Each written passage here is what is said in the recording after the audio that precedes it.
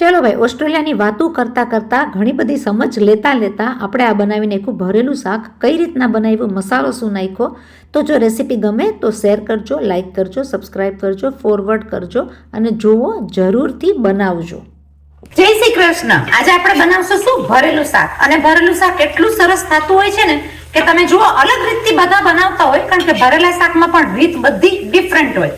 તો આજે મારી રીતથી જોઈ જુઓ કે હું કેવી રીતે બનાવું છું.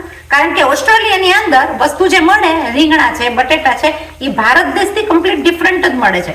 પાણી પીધેલા બટેટા હોય એટલે એને ચડાવવા, ઘણી ફેરે ચડી જાય, ઘણી ફેરે કાકડી જેવા રહી જાય, તો બધું વિચારવાનું. ભરેલા શાકની અંદર મેં લઈ લીધું છે પેલા તળવા માટે બટેટા. તો મેં લઈ લીધા છે 6 બટેટા નાના નાના, એને કરી નાખ્યા છે આ પ્રમાણેના કટકા. અને આ ધીમા તાપે તળાતા રહેશે. તો આપણે કરી નાખીએ ભરેલા શાકનો જોરદાર મસાલો. જો ભાઈ, આ ડીશ તો રાખવી પહેલી જરૂરી છે. રસોડું ચાલુ કરીએ ને ત્યારે તરત જ અને આપણે ફેરવી નાખશું.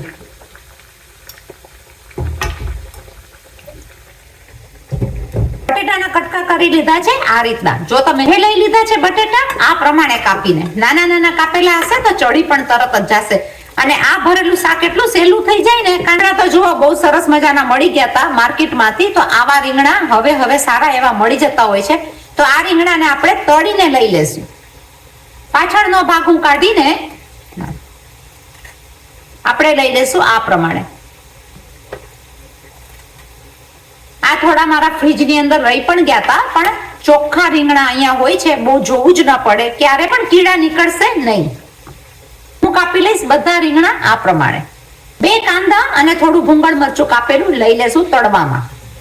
બટેટાને જોતા જશું આપણે ધીમા તાપે, મીડિયમ તાપે એને ચડવા દેશું, જેથી કરીને બટેટા ચડી જાય. કોઈ રિસ્ક લેવાની જ નહીં. પેનને મૂકી દીધી છે ગરમ થવા. આપણા રીંગણા, બટેટા, કાંદા, ભૂંગળ મરચું સરસ રીતના તળાઈ જશે. પછી શાકને થતા જરા પણ વાર નથી લાગતી. મસાલો કરશું જોરદાર. જ્યારે રસોઈ કરીએ ત્યારે એક વસ્તુ તમારા ખ્યાલમાં આવે જ કે આપણી જે પણ કોઈ દવાખાનું કહીએ ને, કે જે બધી દવાઓ આપણા રસોડાની અંદર જ છે. એની અંદર જો તમે અજમો છે, હળદર છે, એક વસ્તુ એવી છે કે જે હેલ્ધી છે. તો ઘરની રસોઈ તો એકદમ જ જરૂરી છે ઘરના દવાખાનાની વસ્તુઓ સાથે. પેનની અંદર મેં લઈ લીધું છે 3 ટેબલ સ્પૂન તેલ. લઈ લેશું 1 ટેબલ સ્પૂન જેટલી રાઈ. શાકના વઘારમાં લેવા માટે મેં લઈ લીધું છે 3 કળી લસણ અને 1 આદુનો ટુકડો. આને હું કરી નાખીશ ખમણીને રેડી. રાઈ સાથે લઈ લીધું છે 1 ટીસ્પૂન જીરું. એની સાથે લઈ લેશું હિંગ. હિંગ લીધા બાદ હું લઈ લઈશ 1 ટેબલ સ્પૂન જેટલો ચણાનો લોટ.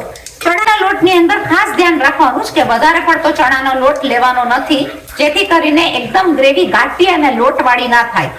ઈ જ મેઇન ઇન્ગ્રેડિયન્ટ હોય છે ભરેલા શાકમાં. લઈ લેશું એની સાથે 1 ટેબલ સ્પૂન જેટલું લસણ અને આદુ ખમણેલું. સુગંધ આવશે આખા ઘરમાં. શાકનો સ્વાદ બધી વસ્તુથી વધી જશે. લઈ લેશું 2 ટેબલ સ્પૂન ટોપરું, 2 ટેબલ સ્પૂન જુગુનો ભૂક્કો એટલે સિંગદાણાનો ભૂક્કો, 2 ટેબલ સ્પૂન ધાણા જીરું, 2 ટેબલ સ્પૂન જેટલી મરચાની ભૂકી, 1 ટેબલ સ્પૂન લેશું હળદર, 1 ટેબલ સ્પૂન લેશું ખાંડ. ઓપ્શનલ છે. આ બધી વસ્તુને આપણે કરી નાખશું મિક્સ. થઈ ગયું ને? શેકેલો મસાલો એની અંદર જ તૈયાર. એકદમ જ સરસ લાગતો આ મસાલો. જોઈને જ એમ થઈ જાય કે શાક તો બહુ જ સરસ થશે. ભરેલા શાક જ્યારે પણ કરીએ ત્યારે ઘરની અંદર આવે એકદમ સુગંધ. લસણ, આદુ, ધમધમાટ વઘાર, એની અંદર ચણાનો લોટ. તો શેકેલી વસ્તુ તો લાગે કેટલી સરસ. તળીને જરૂર જ કરજો, પણ ચણાના લોટનું ખ્યાલ રાખવો. બધો મસાલો આપણો શેકાઈ ગયો છે.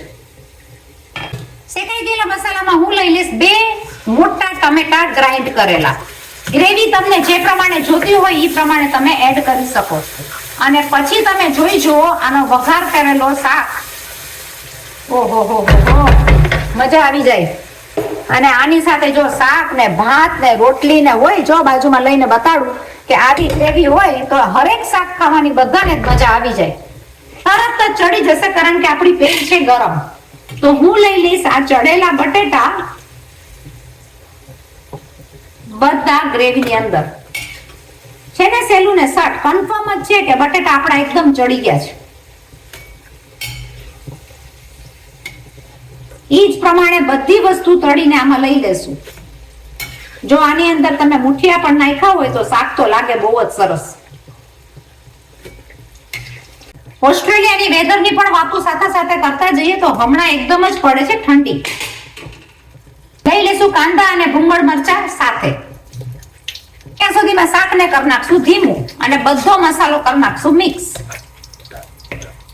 મસાલાની અંદર રહી ગયેલી વસ્તુમાં મેઇન ઇન્ગ્રેડિયન્ટ છે મીઠું. તમે વિચારતા હશે બીનાબેન મીઠું તો નાખ્યું નથી. કાપેલા રીંગણા પણ લઈ લેશું તળીને.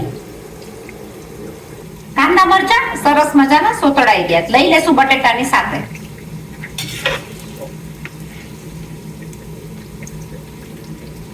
પણ ઈ મજા આવે કે બટેટું તરત જ ચડીને તૈયાર થઈ ગયું છે. જોઈ જુઓ, બટેટાની કોઈ રિસ્ક નથી, ચડીને થઈ ગયું તૈયાર. દબાતા જ ખબર પડી જાય કે રીંગણા ચડી ગયા છે. લઈ લેશું શાકની અંદર. હવે આ શાકને આપણા જૂના જાણીતા ચમચાથી હલાવી લેશું. બસ પછી તો શું કહેવું કે આ શાક એટલું સરસ મજાનું તૈયાર થઈ ગયું છે. આ થઈ ગયું કે લગ્ન પ્રસંગમાં ખવાય એવું શાક. આની અંદર નાખી દઈશું અડધા ગ્લાસ જેટલું પાણી. સરસ મજાનું રેડી, ફટાફટ ઝટપટ બનતું આ તળેલું શાક. તમને કોઈ પણ જાતનો ડર નથી કે આમાં ચડ્યું છે કે નથી ચડ્યું, તમે કન્ફર્મ જ છો. આ શાકને આપણે 2 થી 3 મિનિટ ખદખદવા દેશું. ચલો ભાઈ 2 મિનિટ થઈ ગઈ છે. જોઈ લેશું ખોલીને ખદખદતું શાક છે ને. શાકમાં લઈ લેશું આપણા ફ્રોઝન કરેલા કોથમીર કે ધાણા. શાક એકદમ સરસ મજાનું ગરમા ગરમ રેડી.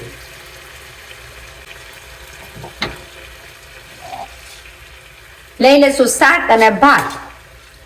શાક ભાત પરાઠા સાથે કોઈની પણ સાથે આ વસ્તુ એકદમ સરસ રીતના ભળે.